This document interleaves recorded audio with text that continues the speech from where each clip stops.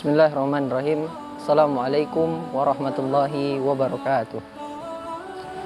Alhamdulillahirabbil alamin. Assalatu wassalamu ala asrofil anbiya'i wal mursalin wa ala alihi wa sahbihi ajma'in.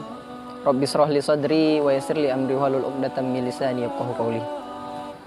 Pertama dan yang paling utama tentunya marilah kita tak lupa untuk senantiasa mengaturkan rasa puji syukur atas kehadiran Allah Subhanahu wa taala, yang mana pada kesempatan kali ini kita masih diberikan oleh Allah nikmat kesehatan, yang barangkali nikmat ini hari ini begitu sangat mahal. Banyak saudara-saudara kita yang hari ini mereka tidak bisa berjumpa dengan bulan suci Ramadan. Banyak juga dari saudara-saudara kita yang hari ini mereka sakit, terbujur, tak berdaya. Maka kita doakan mereka untuk senantiasa dalam lindungan Allah Subhanahu wa taala, dan semoga kita senantiasa dijaga oleh Allah Subhanahu wa taala untuk tetap sehat walafiat, untuk dapat senantiasa beribadah kepada Allah Subhanahu wa taala. Salawat dan salam semoga senantiasa selalu kita haturkan kepada junjungan kita Nabi besar Muhammad sallallahu alaihi wasallam, baik pada para keluarganya, sahabatnya, serta semoga kita semua menjadi pengikutnya yang setia dalam menjalankan setiap sunnah-sunnahnya, dan semoga kita mendapatkan syafaat dari beliau di yaumil akhir nanti. Amin ya rabbal alamin. Baiklah, pada kesempatan kali ini kaum muslimin dan muslimat yang dirahmati oleh Allah Subhanahu wa taala, saya akan menyampaikan tausiah singkat dengan judul 3 keutamaan seorang penuntut ilmu. Manusia dilahirkan oleh Allah dalam keadaan tidak tahu apa-apa. Manusia ketika lahir di muka bumi belum diberikan oleh Allah ilmu pengetahuan sedikit pun. Maka kita diperintahkan oleh Allah Subhanahu wa taala untuk menuntut ilmu pengetahuan, mencari ilmu pengetahuan. Ini sebagaimana sabda Rasulullah sallallahu alaihi wasallam, "Thalabul ilmi faridotun ala kulli muslim wal muslimat." Yang artinya sesungguhnya diwajibkan atas kamu setiap muslim, baik itu laki-laki maupun perempuan, untuk menuntut ilmu, mencari ilmu.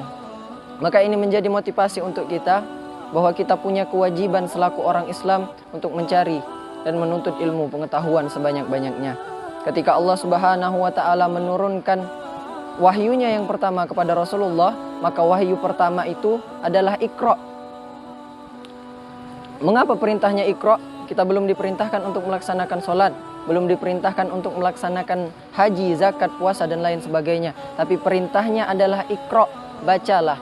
Ini dapat kita ambil kesimpulan bahwasanya kita diperintahkan untuk mencari ilmu terlebih dahulu sebelum kita mengamalkan sesuatu.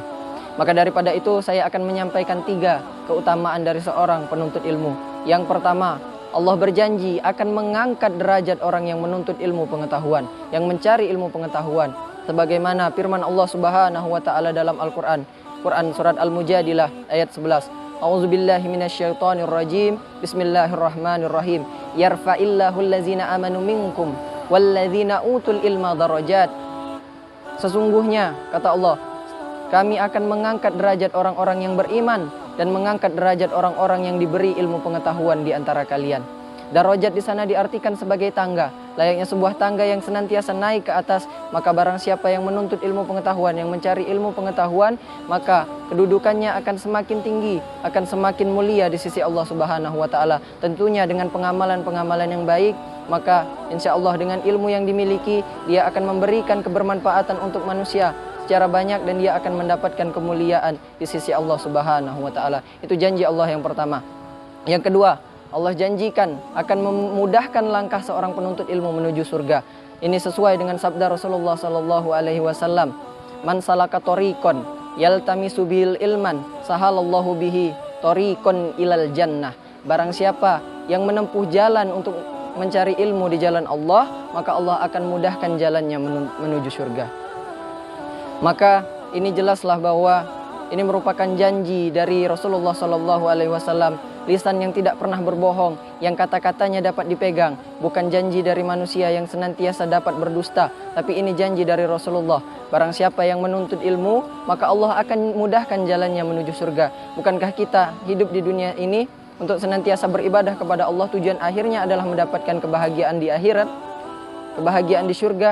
Maka itu adalah salah satu jalan yang dapat kita tempuh untuk memperoleh surganya Allah Subhanahu wa taala. Yakinlah, semakin jauh langkah yang kita lalui, semakin berat ujian yang kita hadapi dalam menuntut ilmu, ketahuilah bahwa Allah Subhanahu wa taala hendak mendekatkan diri kita, memasukkan diri kita kepada surganya Allah Subhanahu wa taala. Itu janji Rasulullah yang kedua. Kemudian yang ketiga, Allah janjikan seseorang penuntut ilmu akan memperoleh kebahagiaan baik di dunia maupun di akhirat. Ini sesuai dengan sabda Rasulullah sallallahu alaihi wasallam, "Man aradad dunya fa alaihi bil ilmi, wa man aradal akhirah fa alaihi bil ilmi, wa man aradahuma fa alaihi bil ilmi." Barang siapa yang menginginkan kebahagiaan dunia, maka tuntutlah ilmu, dan barang siapa yang menginginkan kebahagiaan di akhirat, maka tuntutlah ilmu, dan barang siapa yang menginginkan kedua-duanya, maka tuntutlah ilmu. Maka jelaslah bahwa banyak sekali keutamaan-keutamaan yang dapat kita raih ketika kita menuntut ilmu dengan senantiasa mencari ridho Allah Subhanahu wa taala. Semoga dengan tausiah singkat ini kita semuanya semakin termotivasi, semangat untuk mencari ilmu. Dan semoga kita semua diberikan oleh Allah kekuatan, keimanan untuk senantiasa berada di jalan Allah Subhanahu wa taala.